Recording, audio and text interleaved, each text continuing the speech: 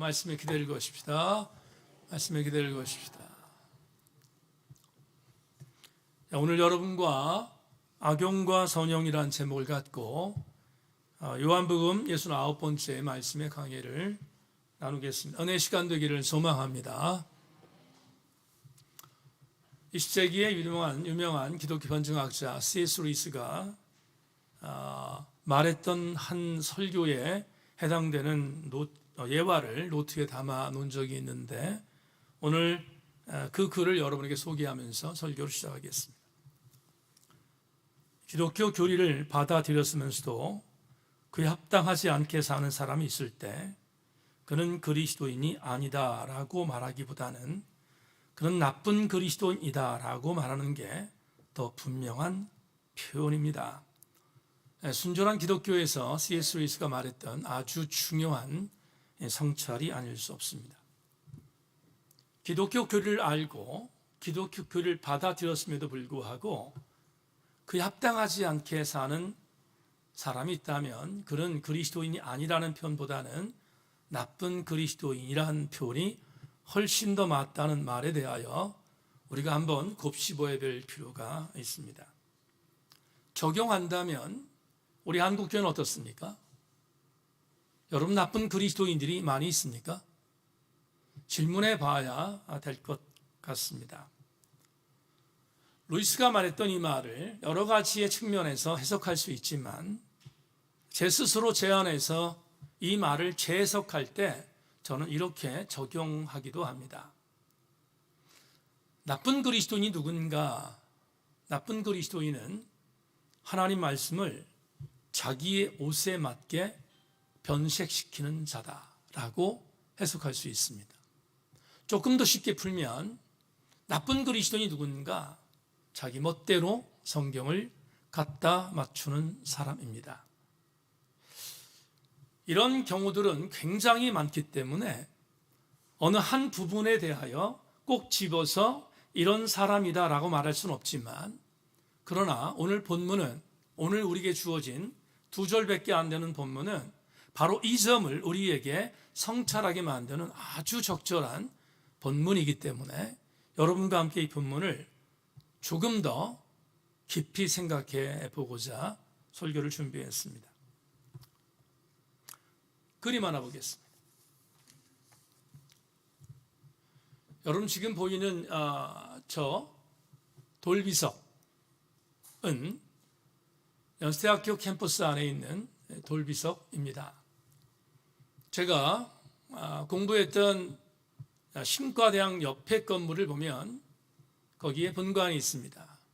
본관 앞에 언더우드 동상 옆에 바로 저 돌비석이 있습니다. 저 돌비석은 연세대학교의 건학 이념이며 교훈이기 때문에 아주 자랑스럽게 저 돌비석을 세우는 것입니다. 뭐라고 써 있습니까? 진리가 너희를 자유케 하리라. 연세대학교의 교훈이자 건학 이념입니다. 네, 됐습니다. 한번 추스러 보니까 제가 연세대학교 대학원에 입학해서 공부했던 해가 1995년입니다. 31년이 지났습니다. 31년 전에 대학원에 입학했을 때 오리엔테이션을 하면서 그때 교목실장이 나와서 이렇게 오리엔테이션을 했던 기억이 생생합니다. 저 돌비석에 있는 저 건학이념을 보여주면서 이렇게 말했습니다. 연세대학교는 너희가 내 말에 거하면 참 내 제자가 되고 진리를 알지니 진리가 너희를 자유케 하리라는 성경 말씀을 바탕으로 진리와 자유의 정신을 체득한 지도자를 양성한다. 이렇게 학교가 세워진 이후에 대한 부분들을 교목시절을 통해서 생생히 들었는데 31년이 지난 오늘 대학원 모교를 돌이켜보면 정말로 건학 이념대로 연세대학교가 지금 가고 있는가를 생각해보면 참담하기 그지 없습니다. 왜냐하면 지금 분명히 요한복음 8장 31절과 32절을 근거해서 학교가 세워졌음에도 불구하고 연세대학교 안에 다 그런 건 아니지만 도리어 반신학적이고 반기독교적이며 무신론적인 사상들이 첨예하게 들어와 학교에 대한 권하개념을 무색히 하는 그런 안타까운 일들이 버젓이 벌어지고 있기 때문입니다. 연세대학교는 누가 뭐라 하더라도 신학대학교가 아주 중요한 기본적인 학부입니다. 언더우드는 신학대학을 만들어서 신학대학에서 기독교적인 지도자를 양성하기 위한 학교를 세웠기 때문인데 지금 2026년 후배들 통해 들리는 소문에 의하면 기독교가 추락하고 있어서 그래서 기독교에 대한 공부를 할 필요가 있는가를 버젓이 공격하고 신과대학 폐지론이 나온다는 이야기까지 듣는 참담한 현실에 처해 있는 것을 간접적으로 듣게 되었습니다. 연세대학교 안에는 자유로운 사람들이 많습니다. 자유롭다는 말을 우리는 어떻게 해석해야 할 것인가?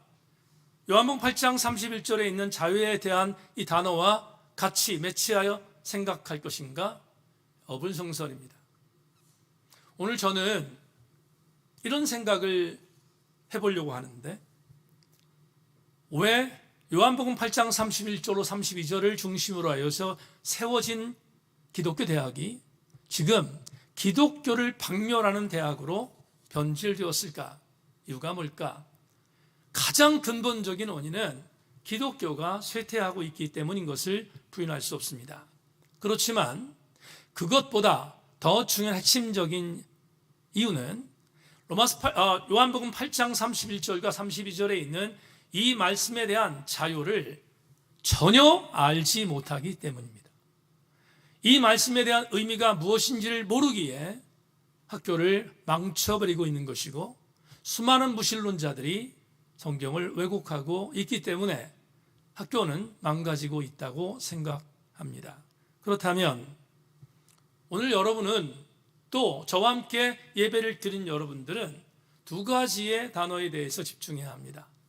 오늘 본문에 주어진 두 가지 단어, 진리와 자유라는 단어에 대해서 깊이 생각하는 이 저녁이 되기를 소망하고 여러분 예배를 마치고 돌아갈 때 오늘 요한복음 8장 31절로 32절에 있는 이 유명한 이 구절이 어떤 의미를 갖고 있는지를 잘 깨달아 여러분에게 영적인 시금석의 역할을 감당할 수 있기를 주님의 이름으로 부탁합니다. 먼저 다시 한번 32절을 보겠습니다. 32절 다 같이 한번 다시 읽겠습니다. 시작. 진리를 알지니 진리가 너희를 자유롭게 하리라. 한 번 더 읽겠습니다. 시작. 진리를 알지니 진리가 너희를 자유롭게 하리라. 아멘. 자, 이제부터 진리라는 단어와 자유라는 단어를 접근해서 해석하겠습니다. 진리라는 단어를 헬라 원어 성경에 보면 알레데이아라는 단어를 사용하고 있습니다. 알레데이아가 뭘까? 알레데이아라는 이 말을 문자적으로 여러분들께 해석하겠습니다. 문자적으로 알레데이아, 성경의 오늘 본문에 진리라고 번역된 이 단어를 문자로 풀면 이런 뜻이 됩니다. 어떤 여러분 예를 들어서 커튼이 있습니다. 오늘 커튼이 없지만 커튼이 있습니다. 커튼을 들이우면 커튼 안쪽에 있는 것이 보이지 않잖아요. 그런데 지금 우리 커튼 세탁 때문에 제거를 했지만 커튼을 열면 밖에가 보이지 않습니까? 그렇죠? 밖에가 보입니다. 알레데이아, 진리라고 번역된 이 단어는 어떤 뜻을 갖고 있냐면 커튼으로 막혀져 있었던 그 상태가 커튼을 열어젖히면서 안에 있는 것들이 보이는 상태를 의미합니다. 다시 말하면 감추어졌던 것이 드러난다라는 의미가 진리라는 단어입니다. 그런데 이 알레데이아, 이런 어원적인 뜻을 갖고 있는 이 진리가 왜 그런 뜻을 갖고 있는지는 굉장히 중요하다고 생각합니다. 제가 여러분에게 아주 오래전에 읽었던 글 하나를 읽겠습니다. 여러분 자막이 나오니까 참고하십시오. 그렇다면 형제여, 우리는 하나님에 대하여 말해야 합니까? 당신이 하는 말을 이해할 수 있다면 그 말은 하나님에 관한 말이 아닐 것입니다. 당신이 이해할 수 있다면 당신은 하나님이 아닌 다른 무언가를 이해했을 것입니다. 하나님이 당신이 생각했던 그대로라면 당신은 스스로 속인 것입니다. 당신이 그분을 파악한다면 그분은 하나님이 아닙니다. 무언가 하나님이시라면 당신은 결코 이해하지 못할 것입니다. 더글라스 존 홀이라고 하는 교수가 이런 글을 썼는데 이 말이 뭘까? 저는 동의합니다. 원래 이 말의 원조는 어거스틴이 쓴 말인데 이걸 인용한 겁니다. 인용하면서 이렇게 말한 겁니다. 여러분 쉽게 말할게요. 이강동 목사 여기 있습니다. 이강동 목사 여기 있는데 이게 하나님이야 라고 100% 확신하여 말한다면 그분은 하나님이 아니라는 말입니다. 여러분 이 목사가 오늘 설교를 준비했습니다. 설교를 준비해서 여러분들에게 알아듣게 본문 해석을 하고 있습니다. 이 본문 해석을 위하여 준비한 이 설교는 하나님이 100% 이분입니다를 증거하기 위하여 우리가 하나님을 믿는 신앙은 그래도 이렇게 되어지 않는가 정도를 알려주는 것이지 하나님에 대해서 100% 알도록 만들기 위하여 설교하는 것이 절대로 아닙니다. 왜냐하면 이 목사가 만약에 100% 하나님에 설교하고 설명했다면 이 목사가 말한 그 순간의 하나님은 하나님이 아닐 가능성이 100%이기 때문입니다. 제 말 이해하셨습니까? 무슨 얘기인지? 그렇습니다. 그럼 이 말 이렇게 해석할 수 있습니다. 하나님 어떤 분인가? 하나님은 인간의 이성으로 해석될 수 없는 분입니다. 하나님은 인간의 이성으로 해석될 수 없는 분 정도가 아니라 하나님은 신비 자체입니다. 하나님이 스스로 존재하는 분이라는 의미를 어떻게 인간이 이해할 수 있겠습니까? 인간은 이해할 수 없습니다. 스스로 존재하는 분을 스스로 존재하지 않는 인간이 이해한다는 것은 어불성설이기 때문입니다. 여러분 보세요. 우리는 유한한 존재입니다. 맞습니까? 우리 언젠가 죽습니다. 유한한 존재인 내가 무한하신 하나님을 설명할 수 있다는 것은 말 자체가 틀린 말입니다. 그러니까 하나님은 신비로운 자체이시고 신비 그 자체가 하나님이십니다. 그렇다면 그렇게 신비로운 존재였던 하나님이 우리에게 나는 이런 존재야 라고 어렴풋이 계시할 수 있는 그런 영역들이 성경을 통해 주어졌습니다. 이게 대단한 신비라고 생각하는데 하나님이 인간의 언어로는 해석될 수 없는 신비로운 존재인데 인간을 구원하기 위하여 하나님 당신이 어떤 분인가를 드러내기 위하여 당신의 모습을 나타낸 사건이 있습니다. 그 사건이 뭔가? 요한복음 14장 앞으로 보겠지만 요한복음 14장을 미리 여러분에게 말씀을 드리면서 그 사건을 여러분에게 소개합니다. 요한복음 14장 9절로 11절로 이렇게 말합니다. 예수께서 이르시되 빌립아 내가 이렇게 오래 너희와 함께 있을 때 내가 나를 알지 못하느냐 나를 본 자는 아버지를 보았거늘 어찌하여 아버지를 보이라 하느냐 내가 아버지 안에 거하고 아버지는 내 안에 계신 것을 내가 믿지 아니하느냐 내가 너희에게 이른 말은 스스로 하는 것이 아니라 아버지께서 내 안에 계셔서 그의 일을 하시는 것이라 내가 아버지 안에 거하고 아버지께서 내 안에 계심을 믿어라 그렇지 못하겠거든 행하는 그 일로 말미암아 나를 믿어라. 빌립에게 장황하게 말씀한 것처럼 여겨지지만 이 빌립에게 하셨던 주님 말씀은 아주 명징합니다. 어떻게? 이렇게 말합니다. 빌립아 내가 곧 하나님이야 라고 말하는 겁니다. 내가 곧 뭐라고요? 하나님이야 라고 말하는 겁니다. 그러면 이 말을 오늘 본문과 적용해 보겠습니다. 어떻게? 오늘 본문에서 분명히 진리가 너희를 자유케 한다고 말씀했는데 그 진리가 알레데이아라고 했습니다. 맞죠? 알레데이아는 뭐라고 했습니까? 감춰졌던 커튼이 벌어지면서 안에 있던 것이 뭐하는 것? 보이는 것이 알레데이라고 했습니다. 그게 진리라고 했습니다. 그럼 이렇게 해석할 수 있는 거예요. 여러분 커튼 안쪽에 있었던 하나님, 인간이 도무지 해석할 수 없었던 하나님, 그 하나님이 아들 예수를 우리에게 보내주심으로 인하여 커튼을 열고 당신의 신비로운 본체가 무슨 존재인지를 보여준 사건이 뭐다? 성육신이다. 우리 주 예수 그리스도께서 인간의 몸을 갖고 이 땅에 오셔서 내가 곧 하나님이야 라고 빌립에게 말한 것은 드디어 하나님이 진리로 우리에게 오셔서 우리에게 당신을 뭐한 사건입니까? 나타내준 사건이다. 여기까지 이해하시면 아멘? 그렇습니다. 그래서 우리는 대단히 중요한 교훈을 얻게 됩니다. 예수께서 진리가 너희를 자유케 하리라 라고 했던 그 진리가 예수님이라는 사실을 분명히 우리가 알게 됐는데, 그 내용을 그 유명한 요한복음 14장 6절에서 이렇게 선포하지 않았습니까? 예수께서 행하셨던 놀라운 선포가 이렇습니다. 예수께서 이르시되 내가 곧 길이요 진리요 생명이니 나로 말미암지 않고는 아버지께로 올 자가 없느니라. 예수님이 뭐예요? 진리이십니다. 알레데이아, 진리이십니다. 그래서 그분이 오셨습니다. 오셔서 우리에게 당신을 계시해 주었습니다. 그런 뒤에 오늘 본문에서 예수님은 대단히 중요한 메시지를 우리에게 남겨두었습니다. 진리이신 예수님이 오셨습니다. 오신 뒤에 이렇게 말씀합니다. 진리가 너희를 어떻게 한다?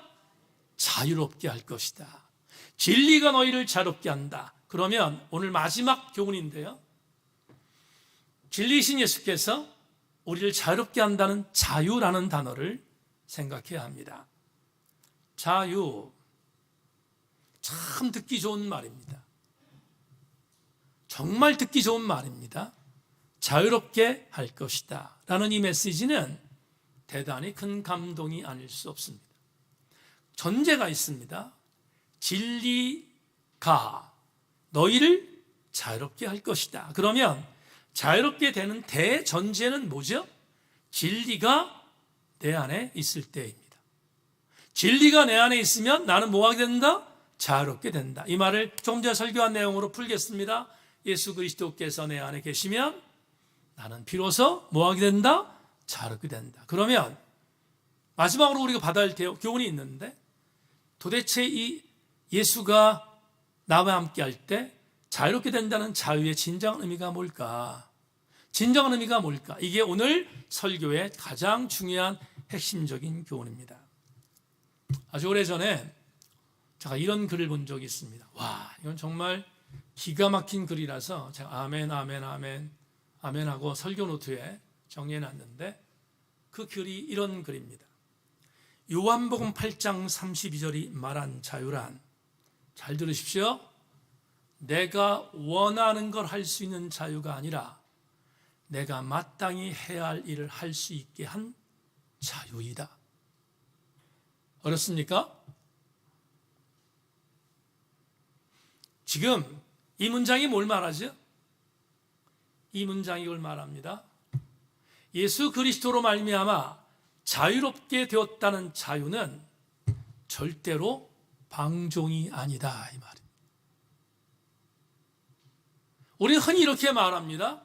예수 그리스도를 믿음으로 말미암아 이제 나는 자유로워졌어, 이렇게 말할 때 이 자유가 막 사는 것으로 착각할 때가 얼마나 많은지 모릅니다. 여러분, 요한 8장 31절 32절에 말하고 있는, 특별히 32절에서 말하고 있는 진리가 너희 안에 거할 때, 진리가 너희 안에 거하는 그것을 말미암아 자유함을 얻겠다는 말은 이렇게 해석할 수 있는 겁니다. 자, 주목하십시다. 이렇게 해석하는 겁니다. 진짜로 자유로워지는 영적인 자유로움이 뭔가? 이겁니다. 예수 그리스도와의 전인격적 만남을 경험한 자는 주님과 함께 연합함으로, 주님과 함께 뭐 한다고요? 연합함으로 죄와 맞서 싸우는 능력을 얻는 자유입니다. 막 사는 자유가 아니라 예수 그리스도라는 진리와 함께 연합함으로 말미암아 이제는 내가 죄와 맞서 싸울 수 있는 능력을 부여받음으로 말미암아 영적으로 자유로워졌다는 의미가 바로 여기에 나와 있는 자유입니다. 그러니까 이 본문을 보면 우리는 한 가지 중요한 교훈을 레마로 받을 수 있습니다. 레마 보겠습니다. 여러분, 예수 그리스도로 말미암아 자유함을 얻은 그리스도인들은 절대로 막 살지 않습니다. 절대로 막 살지 않습니다. 2014년에 5번째 책을 출간할 때 작가는 본인이 출간한 책의 마지막 부분을 대단히 신경 씁니다. 왜냐하면 거의 많은 독자들이 책 전체를 다 읽지 않고 앞에 읽고 뒤에 읽습니다. 그래서 이 책 읽을만 하다 그러면 읽는 겁니다. 그래서 프롤로그와 에필로그를 굉장히 중요하게 여기는데 저도 예배가 아니라서 2014년에 사사기 13장부터 21장을 갖고 신사사시대에 읽는 사사기 2권을 발행할 때 마지막 챕터를 제목을 어떻게 정할까 굉장히 고민했습니다. 여러 번 지우고 여러 번 생각하고 그렇게 고민한 뒤에 마지막 제목을 이렇게 하기로 했습니다. 그래, 이때가 신사사시대니까 신사사시대의 상황 속에서 마지막 진짜 극을 달린 랜덤의 시대에 한 사건이 21장에 나오는데 그 21장의 제목을 이렇게 만들자. 그리고 만든 마지막 챕터의 제목이 극단적 이기주의 시대에서 라는 제목으로 마지막 에필로그를 만들었습니다. 사사기 21장은 사사기 전체의 총결론입니다. 그런데 그 총결론은 대단히 아픈 메시지가 기록되어 있습니다. 빠른 속도로 한번 설명하고 오늘 설교를 마무리하겠습니다. 우린 기브아 시대의 범죄를 본 적이 있죠. 레위 사람이 첩을 데리고 기브아에 묵었다가 깡패들이 다 도착해서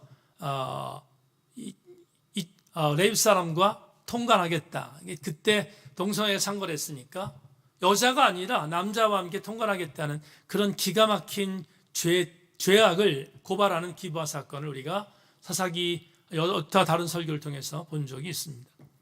근데 겁에 먹었던 레위 사람이 기브아의 깡패들에게 자기가 욕을 당할 것을 염려해서 자기가 데리고 간 첩을 내줬습니다.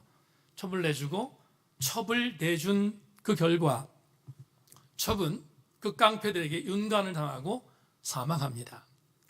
사망한 자기 첩을 데리고 자기의 고향으로 돌아왔던 이 레위 사람이 12토막의 시체를 내서 12지파의 시체를 보냅니다.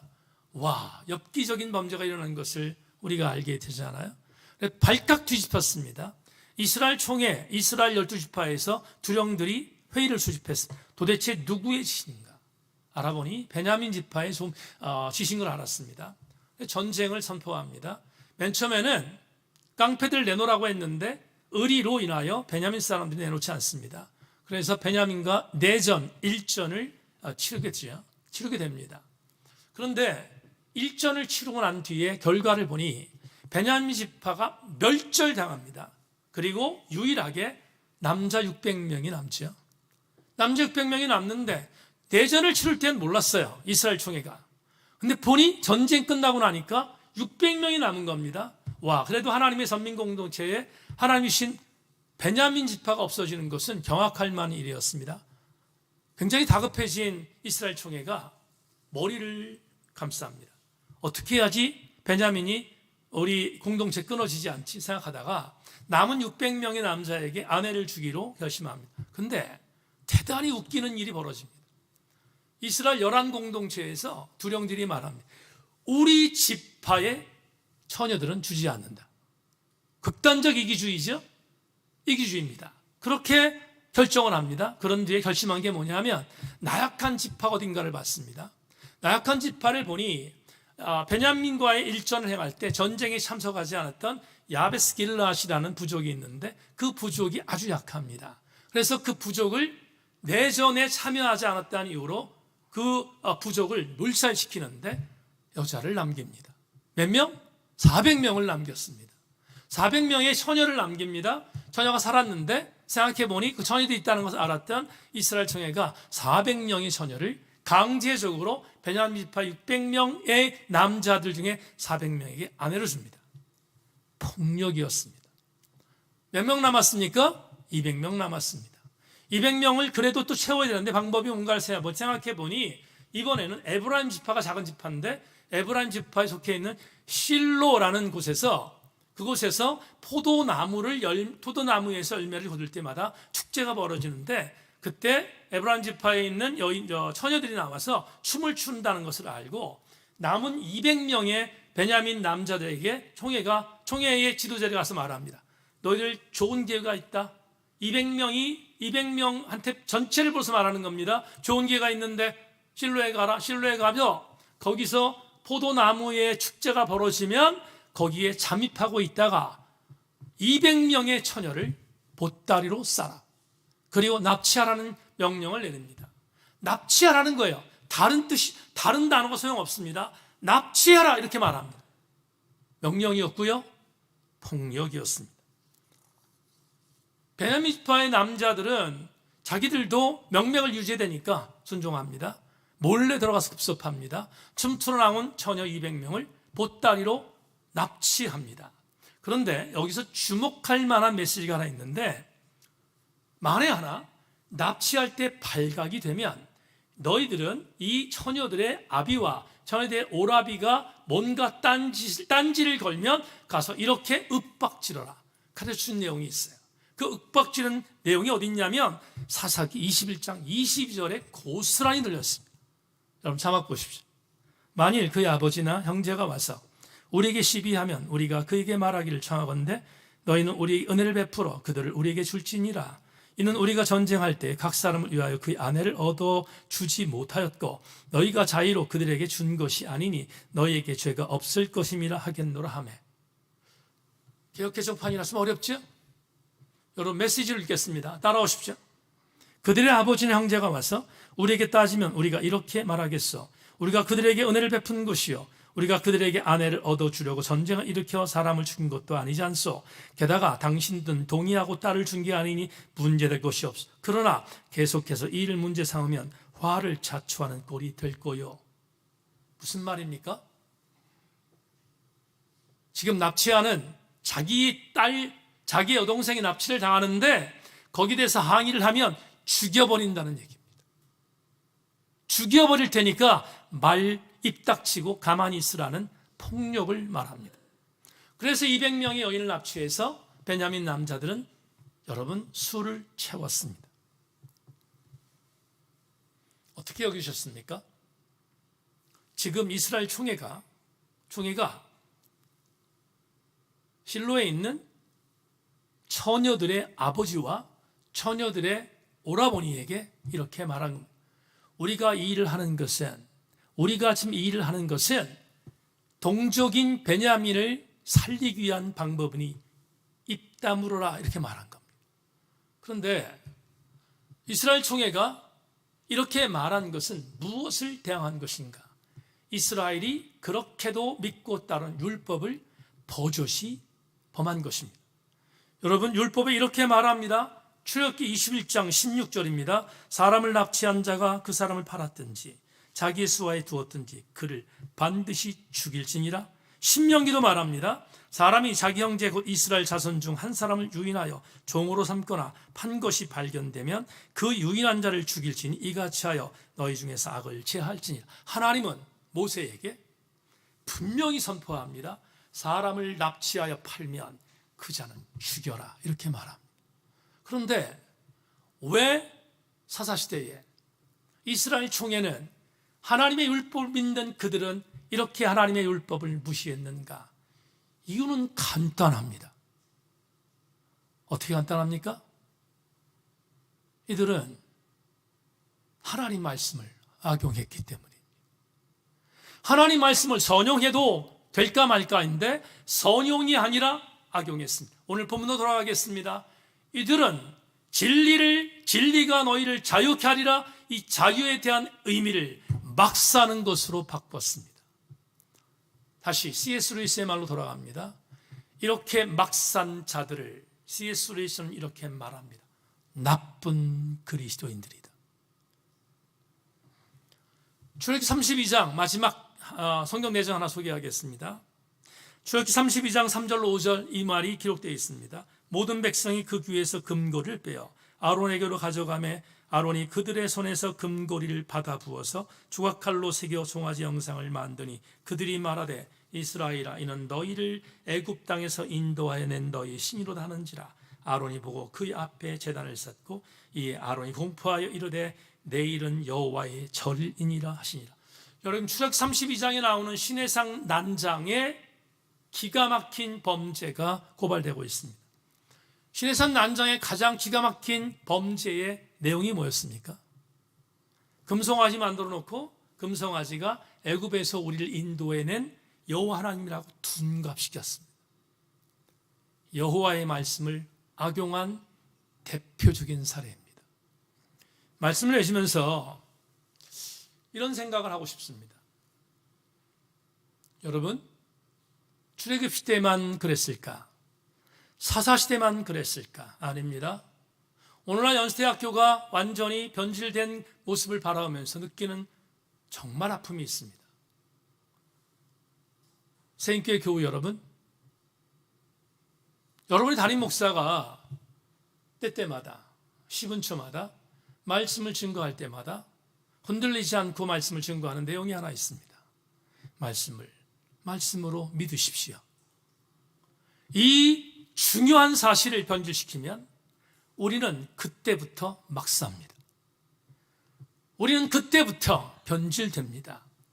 자유는 예수 그리스도께 주신 놀라운 은혜를 경험한 자들이 이제 내가 죄와 맞서 싸울 수 있다는 놀라운 은혜를 감사하며 죄와 맞서 싸울 때 오는 자유이지 막 사는 자유가 아님을 명심해야 합니다.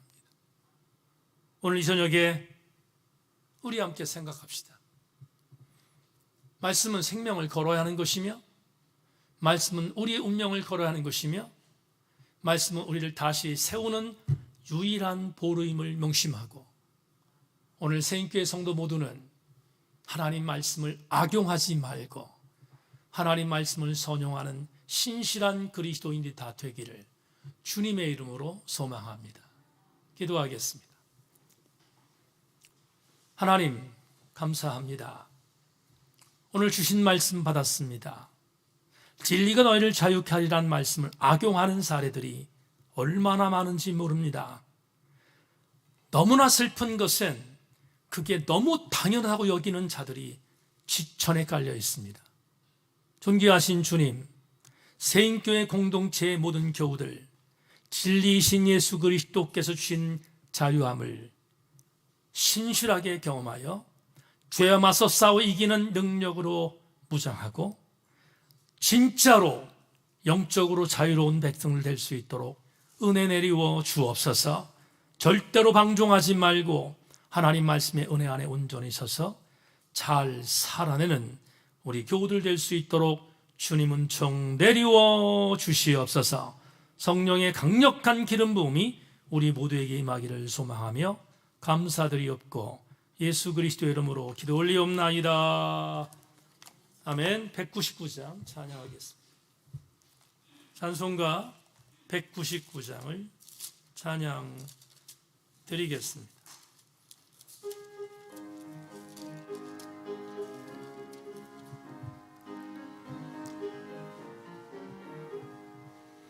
나의 사랑하는 책 비록 헤어졌으나 어머니의 무릎 위에 앉아서 재미있게 듣던 말 그때 일을 지금도 내가 잊지 않고 기억합니다.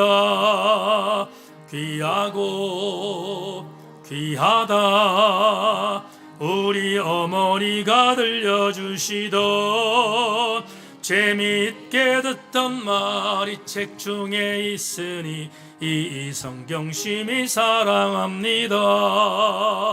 옛말 흥뱅스럽던 다니엘의 경험과 유대 임금 다윗 왕의 역사와 주의 선지 엘리야 바람 타고 하늘에 올라가던 일을 기억합니다. 귀하고 귀하다 우리 어머니가 들려주시던 재미있게 듣던 말이 책 중에 있으니 이 성경 심히 사랑합니다. 예수 세상 계실 때 많은 고난 당하고 십자가에 달려 죽임 당하니 어머니가 읽으며 눈물 많이 흘린 것 지금까지 내가 아멘. 귀하고 귀하다 우리 어머니가 들려주시던 재미있게 듣던 말이 책 중에 있으니 이 성경 심히 사랑합니다. 예수 세상 계실 때 많은 고난 당하고 십자가에 달려 죽임 당하니 어머니가 읽으며 눈물 많이 흘린 것 지금까지 내가 기억합니다. 아멘. 귀하고 귀하다 우리 어머니가 들려주시던 재미있게 듣던 말이 책 중에 있으니 이 성경 심히 사랑합니다.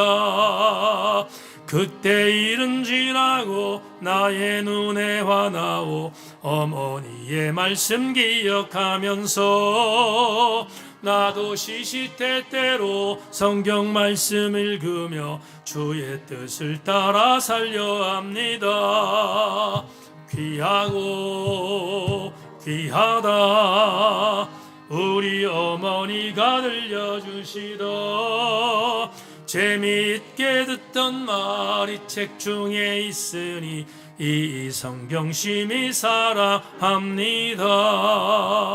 기도하겠습니다. 하나님, 오늘 수요 정예배를 통하여 요한복음 8장 31절과 32절에 기록되어 있는 하나님 말씀의 진의를 살폈습니다. 세인교회 교우들 말씀을 변질시키지 말고 말씀의 은혜 안에 서게 하시고 말씀대로 살게 하여 주옵소서. 아버지 하나님, 기도합니다.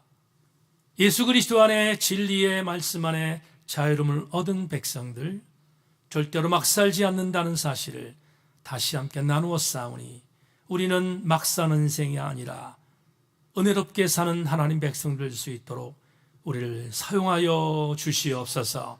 남은 3일 말씀 붙들고 또 달려가겠습니다.